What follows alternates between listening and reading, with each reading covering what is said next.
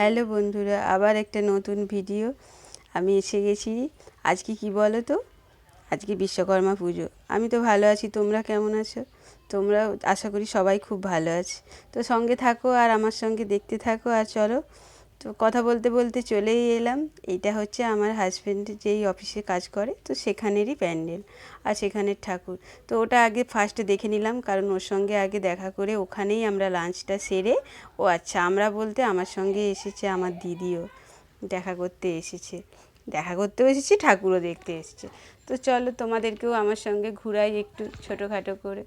তো এটা হচ্ছে সাউথের ঠাকুরটা। এখানে থিমটা এত সুন্দর করেছে যে বলার কিছু নেই। সেই আমাদের ছোটোবেলার কথাগুলো মনে পড়ে যাচ্ছে। ও তোমরা ছাতা দেখে ভেবো না যে প্রচুর বৃষ্টি হচ্ছে, কিন্তু এত রোদ যে ছাতা না ধরে হাঁটতে পারছি না। আর আমার দিদি আমার ক্যামেরাটা ধরছে, মানে মোবাইলটা ধরছে, আর আমার মেয়ে তো ফাঁকা মাঠে প্রচুর লাফাচ্ছে। কারণ এখন তো আমরা দুপুর টাইমটাই গেছি, ওই 12:30-1টার দিকে গেছি, প্রচুর খালি, আর কোনো ভিড় নেই। আর এখানে যদি সন্ধেবেলা যেতাম তো বলবারই নেই, কী ভিড় হতো। ক্যামেরা তো দূরের কথা, কিছুই করতে পারতাম না।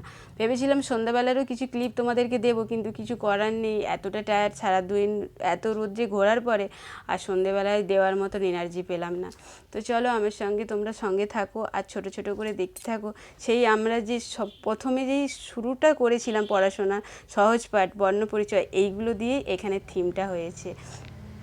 দেখো তোমরা, বেশি কথা বলবো না, প্রথমেই দেখো এই সহজ পাঠ আর সেই গীতাঞ্জলি, হ্যাঁ, বা রবীন্দ্রনাথ ঠাকুরের জীবনী, এই যে এই ডায়েরিগুলো, এগুলো তো ভোলবার নয়। তো এইগুলো দিয়ে থিমটা করেছে, এত সুন্দর করে সাজিয়েছে প্যান্ডেলটা।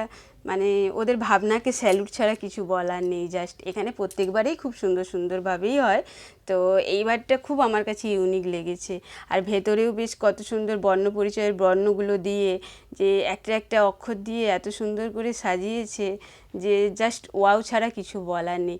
আর পুরোটা খালি, জাস্ট পুজোটা হয়েছে আর সেই সময় আমরা গিয়েছি ওই 12:30টার দিকে।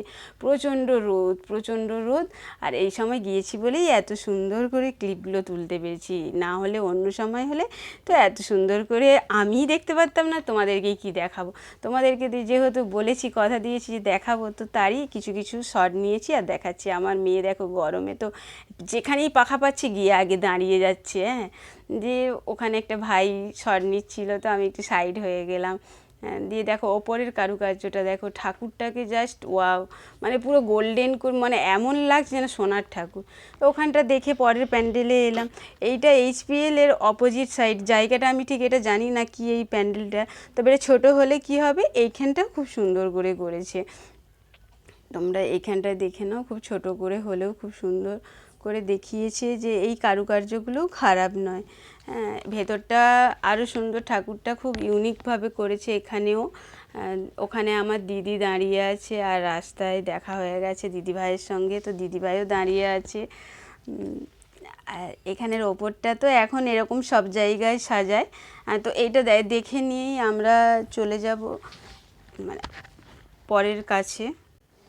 আমি কিন্তু এখানে মিউজিক অ্যাড করলে করতেই পারতাম, কিন্তু মিউজিক তো, গান তো আমরা যখনই হোক শুনতেই পাবো, কিন্তু এই যে বকবকানিটা তোমাদের সঙ্গে সব সময় কি করতে পারবো বলো? এই জন্যই আমি কথাটাই অ্যাড করলাম, মিউজিকটা অ্যাড করলাম না। মিউজিক করার জন্য তো আমি মিউজিক চালিয়ে রিলস করতেই পারি। এইটা আমার দিদি। হ্যাঁ, তোমাদের সঙ্গে তো আগেই তোমরা দেখেছো, আমার দিদির সঙ্গে পরিচয় হয়েছে তোমাদের, ছোটোখাটো হলেও আমার ফেসবুক পরিবারের সঙ্গে।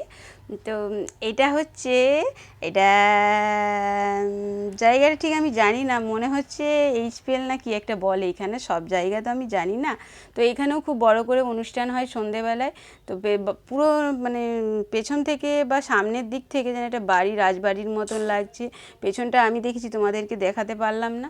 তো সামনে দিয়েই ঢুকছি, চলো দেখো। আর বেরোনোর সময় ভাবছিলাম পেছনটা দেখাবো, কিন্তু ওটা আমার উল্টোভাবে নেওয়া হয়ে গেছে, তাই তোমাদের সঙ্গে শেয়ার করতে পারলাম না। আর এখানে জাস্ট ঠাকুরটা পুরো যেন মনে হচ্ছে মিরার, মানে কাঁচ দিয়ে তৈরি করা, এমন এত সুন্দর লাগছে যে পুরো মনে হচ্ছে যেন।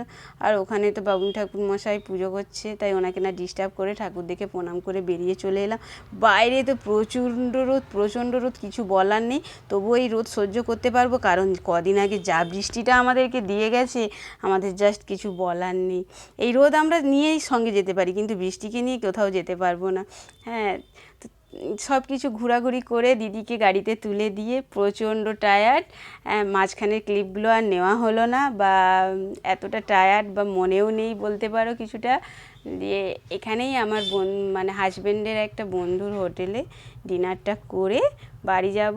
তোমরা ভেবো না আবার চিকেন খাচ্ছি, আজকে চিকেন খাচ্ছি না, হ্যাঁ, আজকে নিরামিষ দিয়েই কাজ চালাচ্ছি, আর পনিরের ওপরে কাজ চালাচ্ছি। তোমরাও দেখতে থাকো, টাটা।